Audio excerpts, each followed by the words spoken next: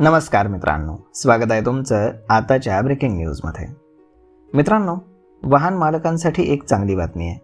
मिळालेल्या माहितीनुसार 6 वर्षापर्यंत जुन्या BS6 खाजगी वाहनांच्या मालकांना आता दरवर्षी त्यांच्या प्रदूषण नियंत्रण प्रमाणपत्राचं नूतनीकरण करण्याची गरज भासणार नाहीये।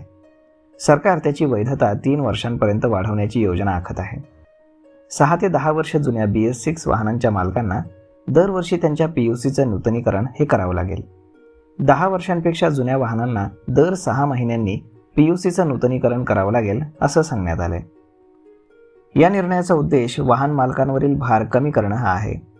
BS6 वाहनांमधून BS4 वाहनांच्या तुलनेत 82% कमी PM आणि 25% कमी नायट्रोजन ऑक्साईडचं उत्सर्जन होतं।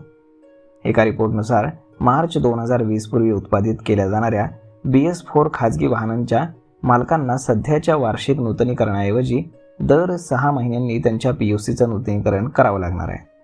योजनेनुसार BS1 ते BS3 या वाहनांसाठी PUCचं नूतनीकरण सध्या दर 6 महिन्यांऐवजी 3 महिन्यांनी अनिवार्य केलं जाणार आहे। तर मग मित्रांनो, अशा पद्धतीनं PUCच्या नियमांमध्ये काही महत्त्वाचे बदल हे करण्यात आलेले आहेत।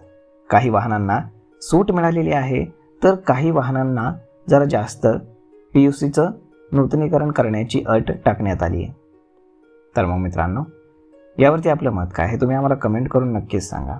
आणि जर हा व्हिडिओ तुम्हाला आवडला असेल तर आपल्या जवळच्या मित्रमंडळींसोबत देखील हा व्हिडिओ तुम्ही शेअर करायला विसरू नका। धन्यवाद।